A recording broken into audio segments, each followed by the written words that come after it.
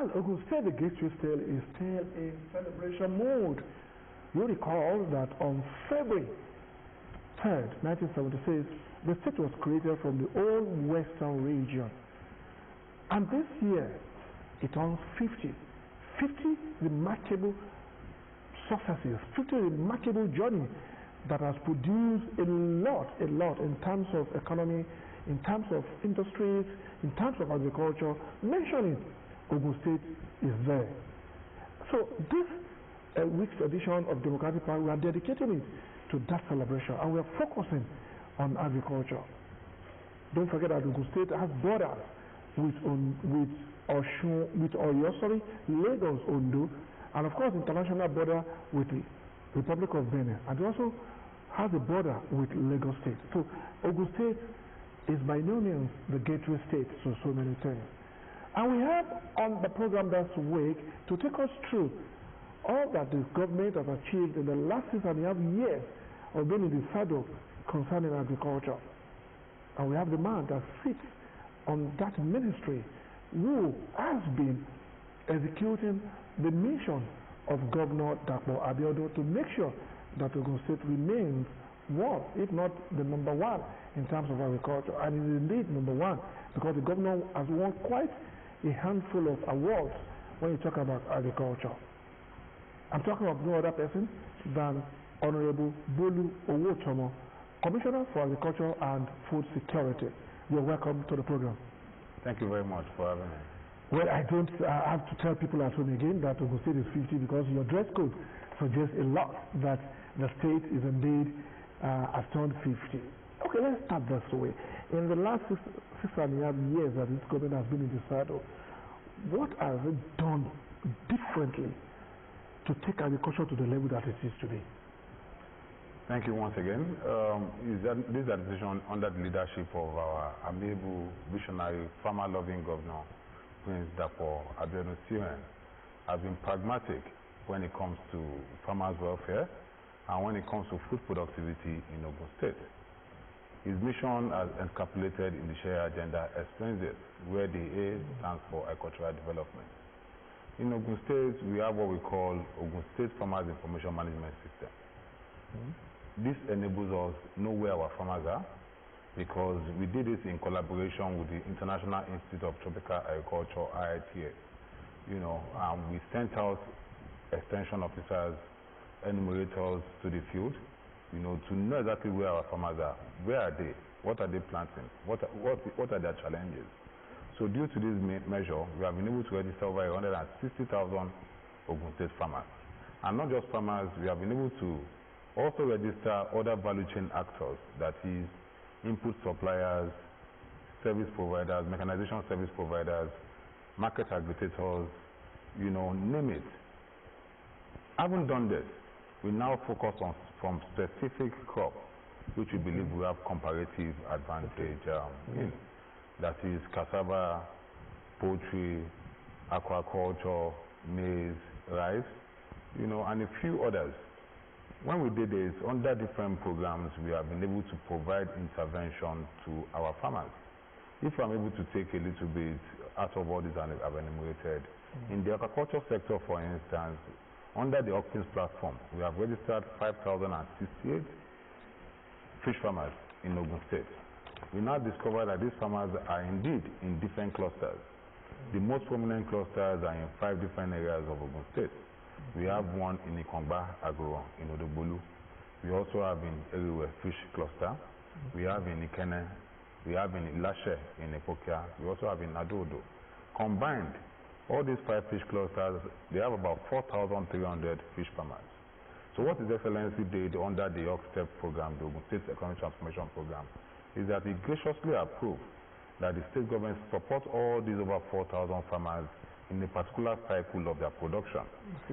That is all their cost of feed. We gave them 30% discount when it came to their cost of feed. The state government bought over 197,000 bags of fish feed for these farmers at a 30% discount, thereby expending about 2.7 billion doing this.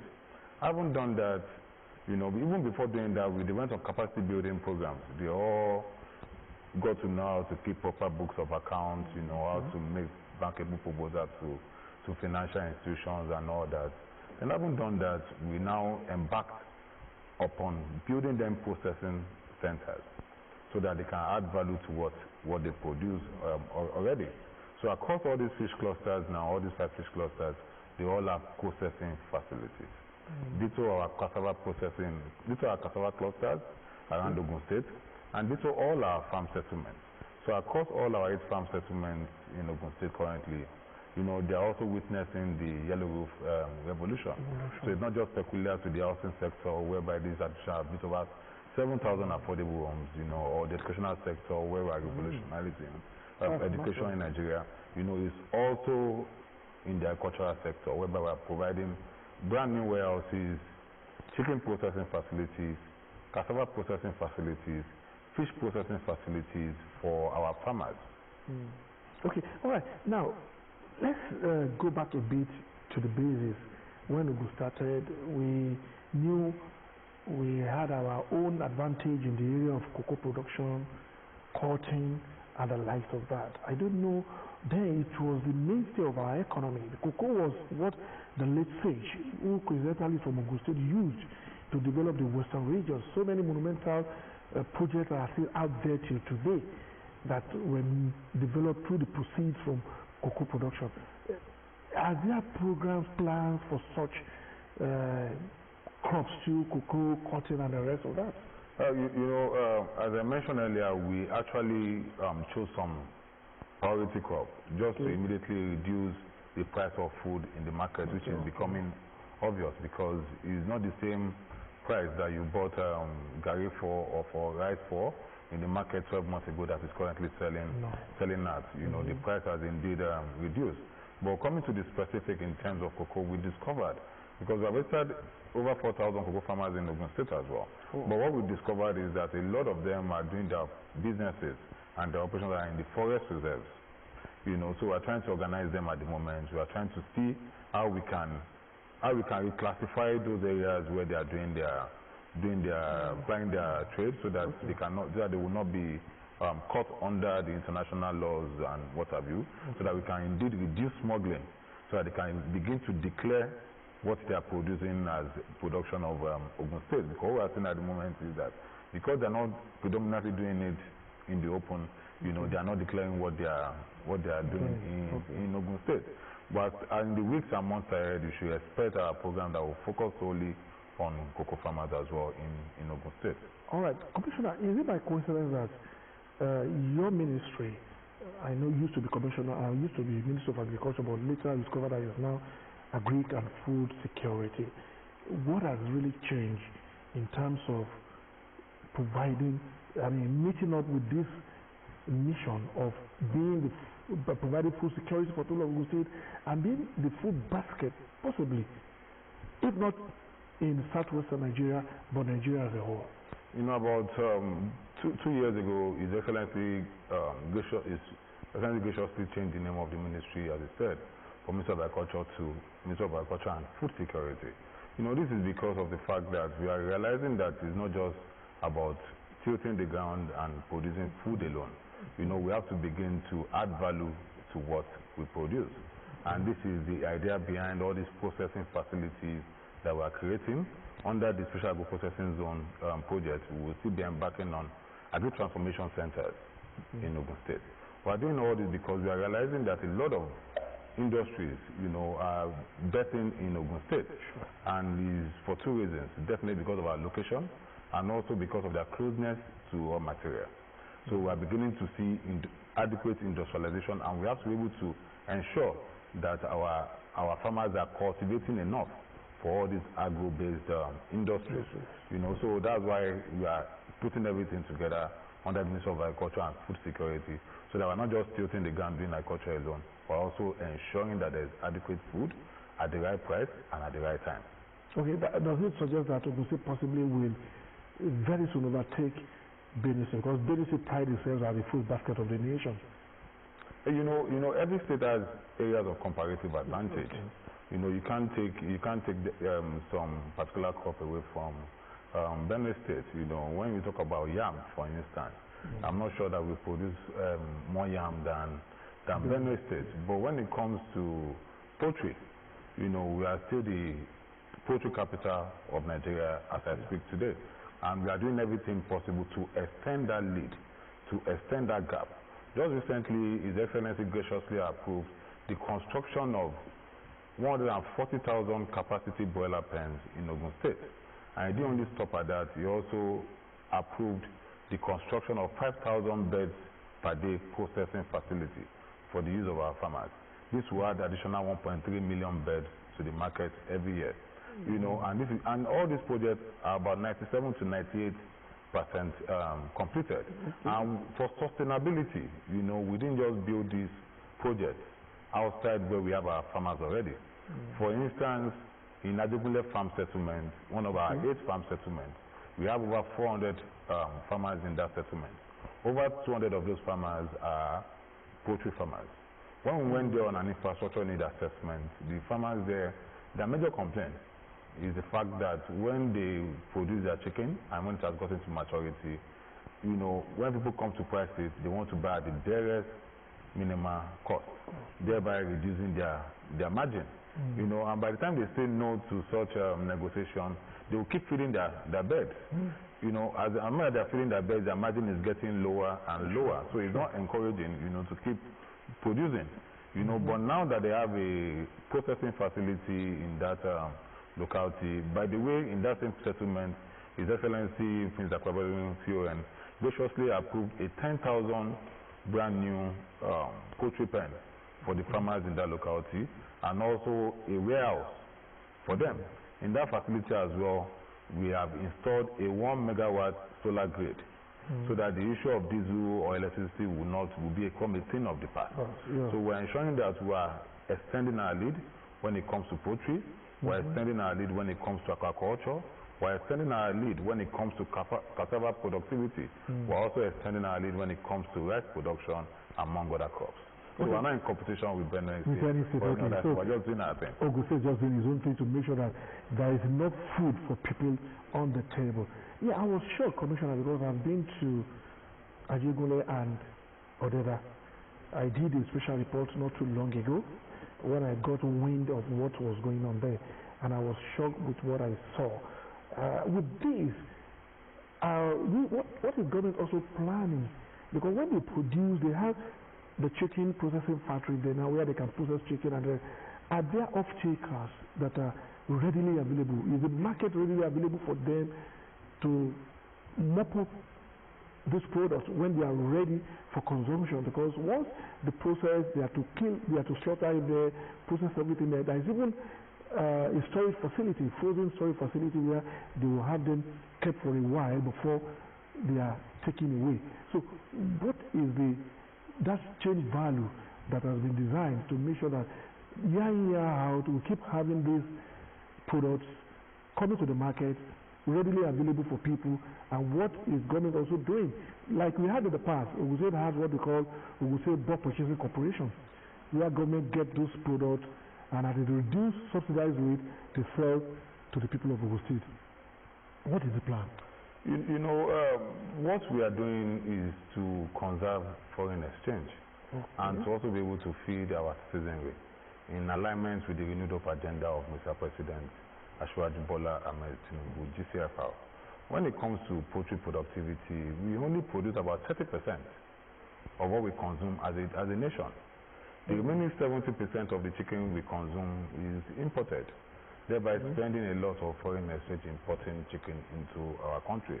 We are working towards it so it can become a thing of the past. And as I have rightly pointed out, we are not only creating poultry pens, processing facility, we are also giving them 10-ton solar blasters, you know, cold rooms, and what have you. This is to ensure that there is sustainability. When it comes to the aquaculture value chain, for instance, as a nation, we only produce about 55% of our fish consumption. So we import about 45% of our fish demand as a country. Thereby, the country spends about $1.3 billion importing fish alone into the country every year. Wow. You know, so we are trying to reduce this gap. And even before, as I said, apart from the intervention in the aquaculture sector, whereby we give them 30% discount We have also done similar intervention in the poultry subsector, whereby we give hundreds of farmers 500 birds each, at 30% discounted feed price, and we also link them to off-takers. So definitely most of these farmers will be linked to off-takers, and I can assure you that there is adequate market for them. And that is one side of the story. The other side of the story is the fact that as a country, our per capita consumption of chicken is still about 2 kg per capita. If you go to a country like Ghana, over there is about 7 to 8 kg per capita. If you go to a country like Brazil, it's about 45 kg per capita. So it shows that as a country, as a people, we are not even consuming as much chicken like we should. And despite that, we are still importing about 70% of our demand as a country. That's why His Excellency Prince Ogun is pragmatic in ensuring that this gap is being at least mitigated and being reduced on a year-by-year basis. All right. Okay. So where is Ogun State now when you talk about Committee of States in Nigeria in terms of poultry production? Because we said we still have a lot of gaps, a lot of grounds to cover. 70% still coming from the foreign land. We only produce 30 in Nigeria. So where is Ogun State, and what is the target? With about 15 months to go for this administration, what is the target that you have from the governor to make sure that you scale up this percentage? Our position, without any doubt whatsoever or without any fear of contradiction, is number one. We are the poultry capital of Nigeria. We produce the most number of birds. We produce the most number of eggs. We have the largest concentration of the biggest farms and the medium-scale farms in Nigeria. We have the likes of Obasanjo farms, we have the likes of Zatek, we have the likes of Said farms, we have the likes of animal care. I can go on and on. And apart from that, we are also promoting small-scale farmers. You can recall that there was a time that we actually gave out some materials to poultry farmers to expand their capacity. We won't stop at doing this, and definitely, as I said, what we are trying to do is we are trying to build these facilities because government is to support businesses, and that's what we're doing. As we are building these facilities, these new broiler pens that I said, about 140,000 in the past 1 year, we're also renovating existing poultry facilities across the state. And we are doing this in partnership with private sector, private sector players, so that there can be adequate sustainability for all these projects that we are embarking upon. Okay, so the farm settlements, 8 of them that you talked about, what is the level of project work going on there, and when completed, what will be the benefit of the farmers that will take over? Are they going to be paying certain percentage of money to government on monthly or yearly basis, or these facilities are for them for free? They are to use them for free and make sure that they take optimal advantage of it by ensuring that they produce more for people to eat. As the saying goes, there's no free lunch anywhere, even in Freetown. But government's job is to ensure that whatever it is that is provided to farmers is provided at a subsidized rate, so that there can be sustainability, and at the same time they can take ownership, knowing fully well that they have made some commitment towards using those assets. We are not just focusing on poultry alone. At the moment, we have about 12 cassava processing centers across the length and breadth of Ogun State that are at the minimum 90% completed. We have about 5 under the OGTV program, and we have the rest under the Value Chain Development program, IFAD DCDP program. What we are trying to do is that there are different clusters that before now they process their cassava in the manual way. But now with the coming of these processing facilities across the state, they are beginning to process in a better way, and are beginning to add more value to what they produce. This will encourage them to plant more, this will encourage them to cultivate more, and this will ensure that their livelihood is improved upon. All right, let's leave poultry and then move to cassava, because I know Ogun State also has a comparative advantage when you talk about cassava production. A lot of people across almost all the 20 local government areas in Ogun State trade in cassava, and they also engage in cassava farming. What level are we in Ogun State now? Because the industries are coming. Most of them would need cassava as raw materials. They want to get starch out of it, and some other raw materials that they can derive from that. So what is the level in Ogun State today? You know, you are aware that in the whole world, Nigeria is the largest producer of cassava. Sure. You know, because we produce over 60 metric tons of cassava annually. And however, having said that, we earn just about a bit over $1 million in terms of foreign exchange from cassava. And you see countries like Thailand, like Vietnam, where they produce about half of what we produce, that is about 30 million metric tons or thereabouts on an annual basis, and they earn upward of $1 billion from cassava export. You know, we are doing everything possible to mitigate this as well and to close that gap. In Ogun State, we have registered about 90,000 cassava farmers. 90,000 cassava farmers. Out of these 90,000 cassava farmers, under the Ogun State Economic Transformation Project, we have been able to do capacity building programs for over 42,000 of them. We have shared them into groups and clusters. Over 32,000 cassava farmers in Ogun State have benefited apart from capacity building, they have benefited 65% discount when it comes to land clearing, because we have cleared 9,000 hectares of land, you know, by farmers just contributing 35% under this OGTV program. We also supported them with input at 50% discount, that is herbicide, pesticide, fertilizer, the cassava stem at 50% discount. We also ensure that we link them to off-takers so that there won't be any post-harvest losses recorded. So by and large, Ogun State is maintaining its lead as a cassava capital in Nigeria, and at the same time we are ensuring that we are intervening in the affairs of our farmers so that the cost of production will be the lowest in Nigeria. Okay, all right. So I'm sure there must be a forum or a platform where commissioners for agriculture in Nigeria do interface to have cross-fertilization of ideas and exchange programs and know where they can improve on.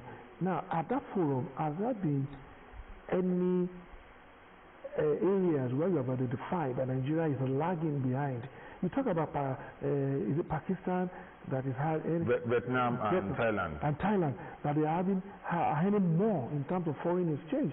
Whereas Nigeria as maybe the highest producer of cassava in the world is earning less to what they earn, and they produce half of what we produce in Nigeria. What are these gaps that you have noticed, and how can government close these gaps so that can also be a good source of foreign exchange for Nigeria, earning for Nigeria, not relying on crude oil only? You know, all state commissioners for agri, they have a forum and a platform whereby they meet, and definitely it's being coordinated by the Federal Ministry of Agriculture and Food Security, whereby they also have their own intervention program that is geared towards, you know, boosting food productivity and enhancing the livelihood of our farmers. And as I also said earlier, you know, every state has comparative advantage in one product or the other. So I'm believing that every state is doing what is possible to ensure that they maintain their lead. Every state is doing everything possible to ensure that they boost food productivity, while the Federal Ministry of Agriculture and Food Security is serving as the pivotal point for all of us. You will recall that about 18 months or thereabouts ago, the Federal Ministry of Agriculture supported Ogun State farmers with over 25,000 bags of fertilizer free of charge. All these were distributed to all our farmers across all the farm settlements, across all our farm estates in Ogun State.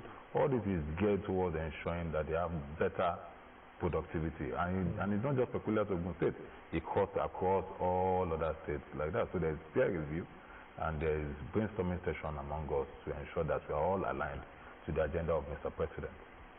Okay, now let's move on to rice production as well, too, because that has also taken the front burner in terms of programs outline of this administration since the government came on board in 2019. What is it that the government has also done differently? Because there is a common saying that I can't keep doing the same thing the same way and expecting different results.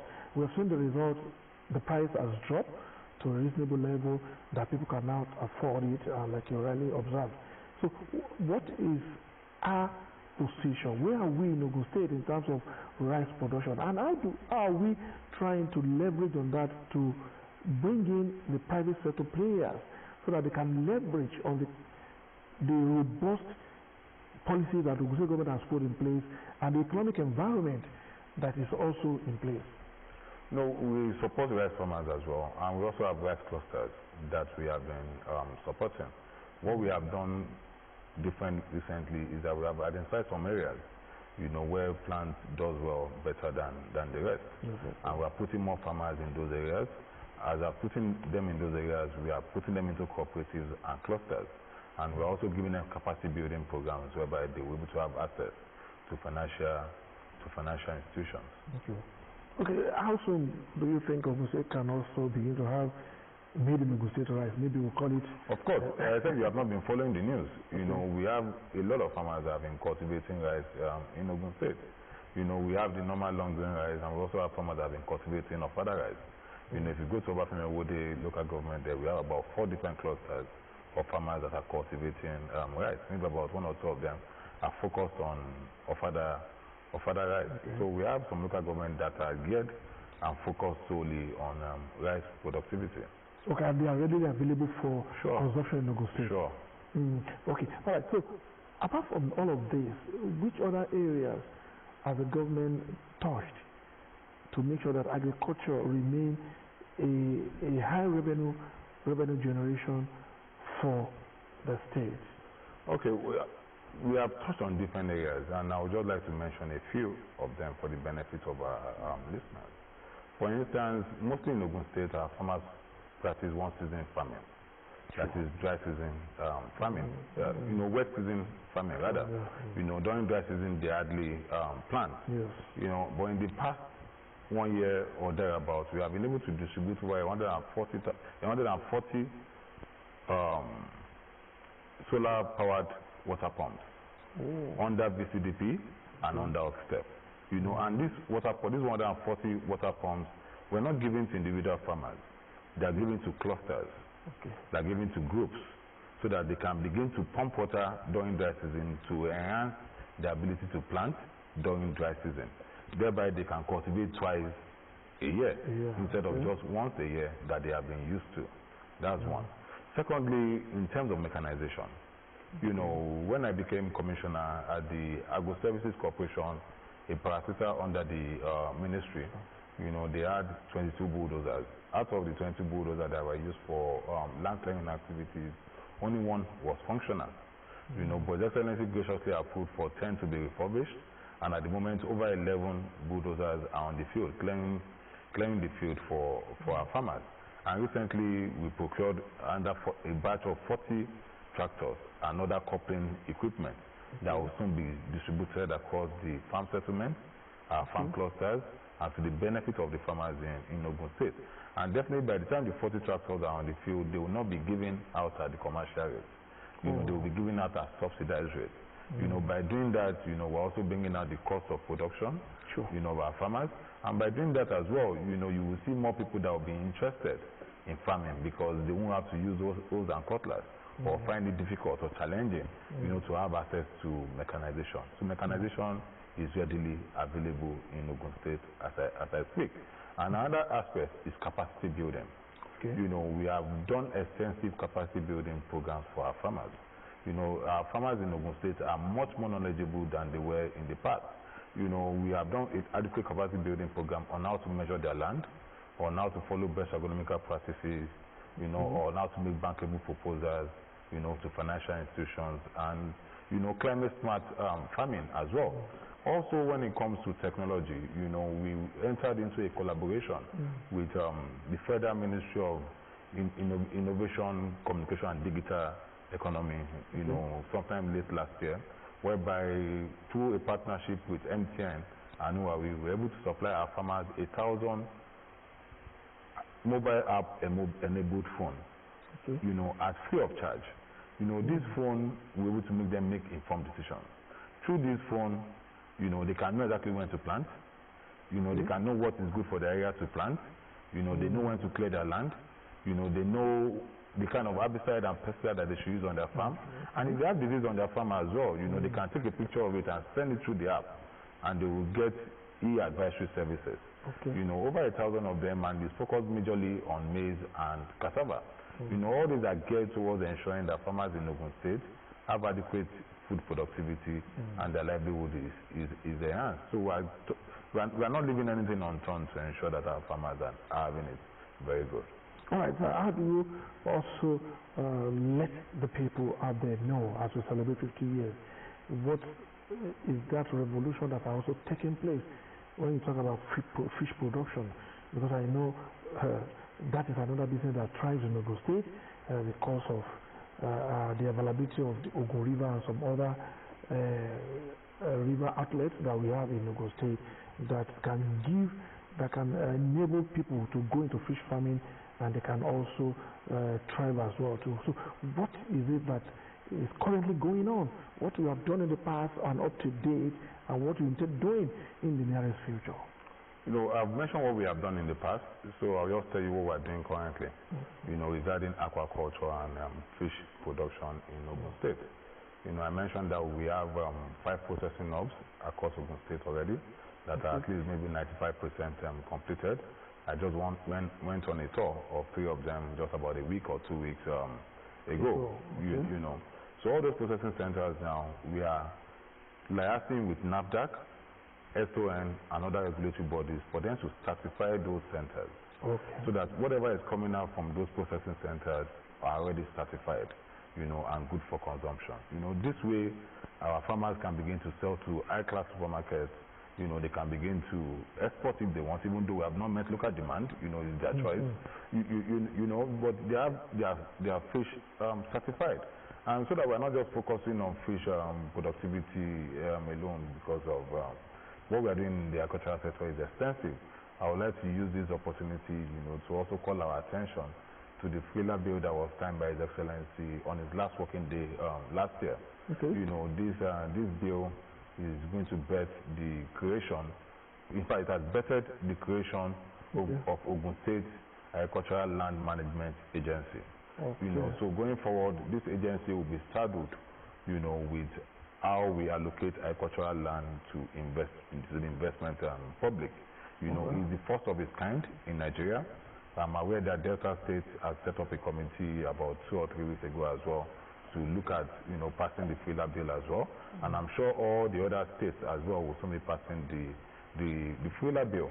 You know, this is ensuring that when government acquires land, people are well compensated, you know, and the people that have been given the land as well are making the best of the land.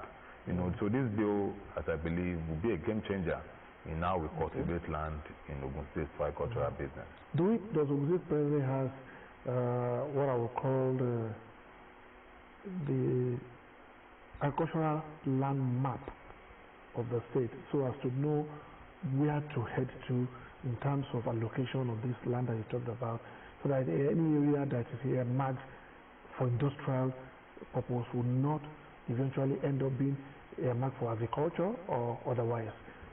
Definitely, there's a roadmap. You know, there's an agricultural roadmap, and there is a feasibility study as well that has been done to know where we have comparative advantage. You know, so there are some places that if you want to do some particular crop in Ogun State, there are some places that are more viable than the rest for such. If you want to do oil palm, for instance, you know, is Okeodon and the environs, or Ijebugbo, you know, or Ogun Waterside. If you want to do rubber, you know, if you want to do cassava, you want to do maize, you know, Obafemi Wood is very adequate for that. You know, if you want to do rice production, we have Igwa. You know, we also have Magboro. We also have some places in Ogun Waterside as well. So we have Ogun State designated already in terms of agricultural land to where we have comparative advantage.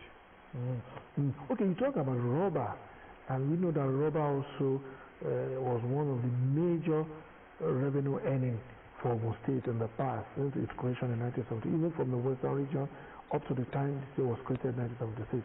What has happened to that subsector? You know, rubber production is mostly a commercial venture. You know, it's not the kind of venture that a typical small-scale farmer would like to venture into, and it's understandable because of the waiting period. You know, for you to start earning anything.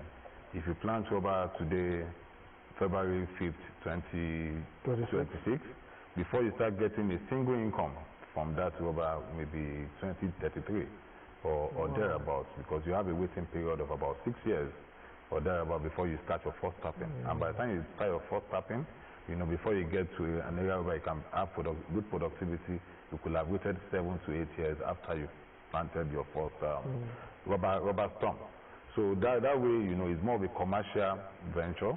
And we have commercial farms in Ogun State that are doing rubber production. Okay, let's talk more also again on livestock production. I could recall, I don't know whether, and if our memory is serving me right, there was a time the Ogun government had a partnership with, is it a company or the Brazilian government, to import a kind of a species of a cow into the state so that dairy farming can also thrive. Ogun can also begin to make more money from there. What is the level? At what stage are we now on that in Ogun State? Yeah, you know, every day a lot of companies are coming into Ogun State to do business, and the dairy subsector is not left behind. I believe the discussion is still ongoing. You know, it's still work in progress, and it's not just that company alone. There are a couple of other companies that are interested in Ogun State. However, having said that, some have indeed started operations. You know, just about 3 weeks ago, I was in Seaway Farms. You know, Seaway Farms is located in Ogun State here. They have brought in over 660 cattle from Denmark. You know, they brought them in pregnant, and the mortality is zero. It shows the environment is very, very conducive for them. You know, and they brought them in pregnant, and now they're delivering. You know, they're calving. You know, and as they're calving, the company is beginning to produce milk. And as they're producing milk, they're in the process of beginning to produce yogurt here in Ogun State. You know, they are in Obafemi Awode local government. You know, so, and also recall that we have farm milk down one. You know, that bettered in Ogun State about maybe 4 or 5 years ago. They are also expanding rapidly. And at the moment, what they are doing is that they are building milk collection centers across the state. You know, we also have a particular cattle ranch in Ogun State. You know, I think their subsidiary is called Harmony Farm, somewhere in Odubolu local government. They are the first cattle farm in Nigeria that will have artificial insemination, you know, done. That is, now they may not have to bring in those animals pregnant going forward. You know, they can actually bring in the sperm and be able to do artificial insemination. They are also here in Ogun State. So I would just ask the people of Ogun State to watch out as Ogun State is gradually become a dairy hub and a dairy production hub in Nigeria. Okay, that's interesting. That's a good one. And of course, in terms of employment generation, what are we also looking at? Because we talk about the dairy production now into milk and yogurt that will still hit the market very soon. So in terms of employment generation, because the unemployment rate out there is something that is so alarming, and I'm sure the governor of Ogun State is so concerned about it. Across all sectors of the economy, we have seen quite a handful of teachers employed, quite a handful of people also employed in some other areas. So in terms of employment generation, so what are we looking at in this area? Agriculture is the highest producer of employment, you know, in Nigeria. And definitely, as we're expanding the capacity of our farmers, as we're turning them to subsistence farmers, to large-scale farmers, they will need more hands on their farm, you know. And definitely, with the industrialization that we're seeing in Ogun State, at the moment, Ogun State is the industrial capital of Nigeria, and we're extending that lead. Definitely, there will be more jobs that will be created along all these industrial corridors that you are seeing. And at the same time, our own job at the Ministry of Agriculture and Food Security is to ensure that there is adequate raw material for our agro-based industries. So that's why we're doing a lot of intervention programs. That's why we're doing a lot of capacity programs for our farmers. All this will stimulate job creation. But looking at it from the basis, from the primary school level to post-primary school level, people are not really getting more interest. They are not really showing more interest in agriculture.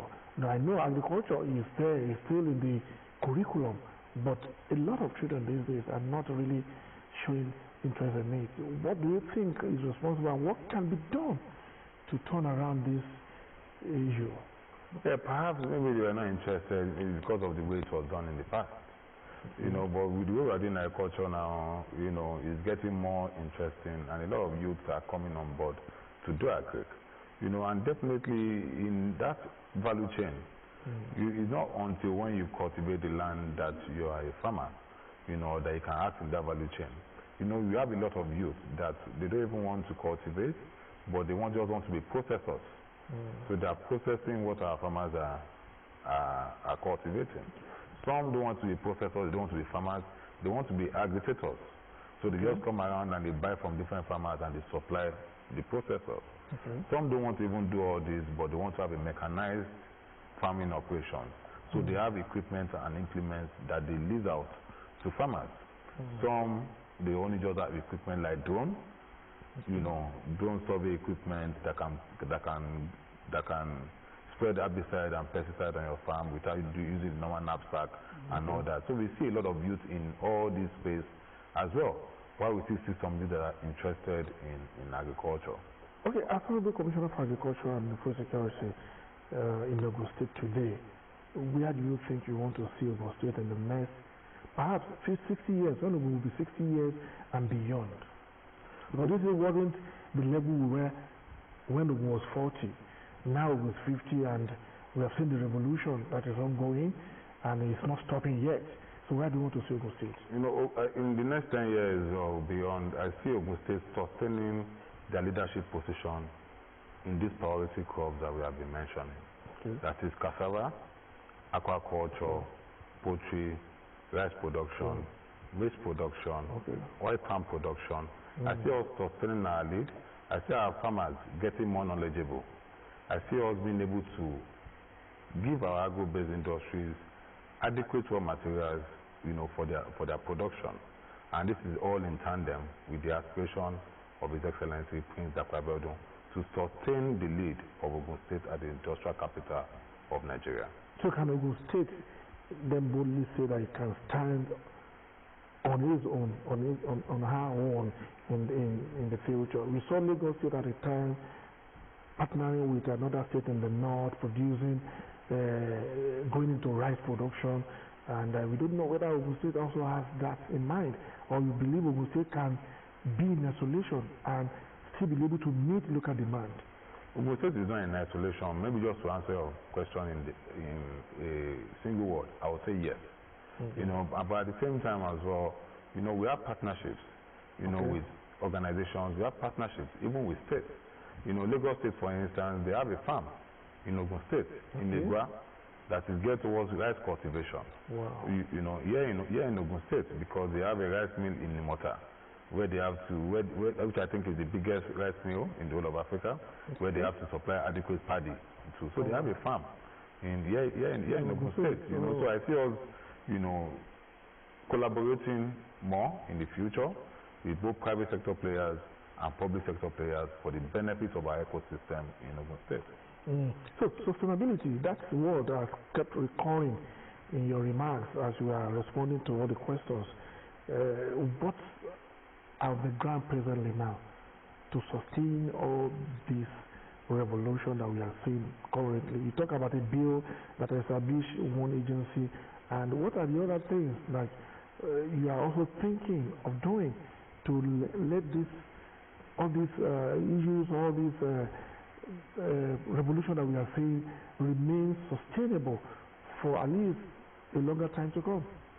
You know, when it comes to sustainability, you know, we have embedded that already in our plan, and we're only just working every day to ensure that it's more entrenched. You know, and with all these facilities that we're building at the moment, we're not only building poultry pens, for instance. we're also building accommodation alongside those pens to ensure that the people that are Like working... we had under Shivaba Formula where we built exactly. the farm estate. Exactly. So for every 10,000 or 20,000 poultry pen that we have a 4-bedroom apartment that will service it. So that way, the people that are working there, they don't have to be taking bike to work or taking transport to work every day. They are living just by their poultry pen. And we have also started all this infrastructure as well in already established clusters. So not like they are not white elephant projects whereby just putting them somewhere because you like the land there, or putting them somewhere because you like the land there. They're already where people are that will use it.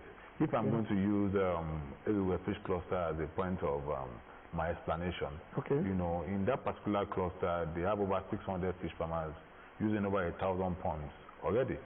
You know, so providing them with a 10-ton solar blast freezer, providing them with a cold room, providing them with about 6 smoking clean, you know, providing them with a waste processing facility, providing them with lock-up shops and all that, they will sustain it. Because they already have the back end done already. And we didn't just provide all those infrastructure alone. We have embedded them in capacity building programs before we built those infrastructure. So everything that our amiable farmer loving governor Prince Akwabedun is doing is well thought about, especially when it comes to the area of sustainability. Okay, did you take into consideration peculiarity of each location, these 8 farm settlements that you have gone there to upgrade their facilities, provide them the necessary facilities that they were lacking in the past? Did you take into consideration their peculiarities so that you don't just go to an area where cassava is the main production to now provide them with something on rice production? No, at all. You know, because before we embarked on this infrastructure development, we did what we call infrastructure assessment.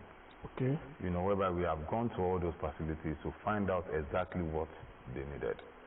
So we are just in providing exactly what the farmers have told us that they need. And I would like to just read out some of these projects to you across our farm settlement and farm estate for the benefit of our listeners at home. You know, in Ikongba, where we have fish processing centers as well as Ikene. Also in Ikene, we have solar dryers for them to dry their maize and cassava. We have solar dryer in Agowoye. We have poultry pen in Ijebubu as well. We have cassava processing facility in Idade, also fish processing facility. We have warehouse in Samonjo. We have solar dryer in Samonjo. We have solar dryer in Imeko, warehouse in Nadodo, solar dryer in Nadodo, fish processing center in Ilashe, cassava processing center in Odonjaye, poultry pen, 10,000 capacity poultry pen in Musafejo in Ilaro. We have cassava processing center as well, somewhere they call Odo Fufu in Ilaro. We have warehouse in Koka. We have fish processing center in Koka. We have poultry pen in Ajegunle. We have a 5,000 per day poultry processing facility in Ajegunle as well. We have warehouse in Ajegunle. We have warehouse in Leworile, solar dryer in Leworile, solar dryer in Wowo, cassava processing center in Ishaga, and a 100,000 capacity poultry pen in Odeda Farm Institute. And all these are just under the Ogun State Economic Transformation Project. Under the IFAD VCDP project, we have about 15 boreholes, solar-powered boreholes, across different clusters, also in Ogun State. We also have cassava processing centers under this program as well, about 8 of them. We also have market stalls as well under the VCDP IFAD program, you know, across a couple of beneficiary local governments across Ogun State. We are doing these markets under this program so that even our farmers, you know, can reduce the interface they have between the buyers, between them and the buyers, so that they can by themselves take their produce to the market and sell to buyers, so that the price of food can still come down and still come down further. Okay, what may be tempted to ask, funding, how did the Ogun State government be able to muster funds together to carry out these massive projects? The internal generated revenue of Ogun State has been improving astronomically. Also, the FAC allocation that we have been receiving from the federal government as well has indeed been improved upon. And some of these projects are also funded by the World Bank, you know, and IFAD as well. You know, so there are so many avenues of funding. And don't forget that agriculture is a major agenda of His Excellency Prince Akwabedun. you know, under the Share agenda. Even well above education? Definitely, it's giving attention to all the sectors, you know, without leaving anyone. The 5 pillars. Yeah, without leaving anyone, any one of them behind. Yeah, okay. You know, so there is adequate resources that is funding all these projects. All right. Honorable Commissioner, on a lighter mode, if you step down as Commissioner when this administration has to leave the stage, would you love to also go into agriculture? So go into farming? Because you are so much grounded now that one will be tempted to see you going into such, so that you can also contribute to the growth of Ogun State. Apparently, perhaps they are not well informed. You know, I'm a trained investment banker. Okay. You know, and as an investment banker, I chose a long time ago. You know, about 2009, 2010.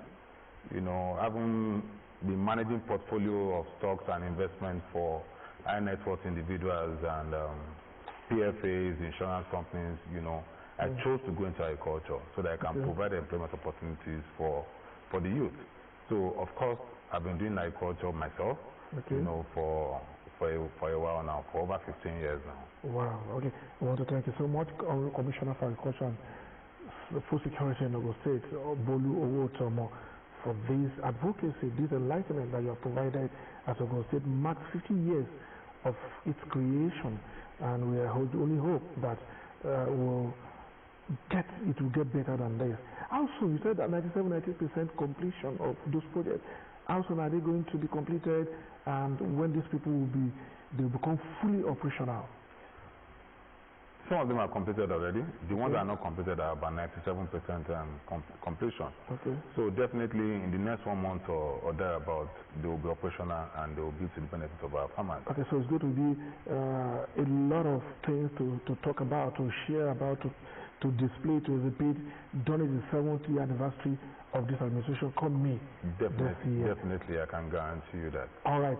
So we thank you once again for sharing your thoughts with us. Thank you for having me. All right. That's how we draw the curtain on this edition of the program Democratic Path. We focus on agriculture as Ogun State celebrate 50 years of existence. I remain Tunde Shodeke. Keep flourishing in the peace of the Most High. Bye for now.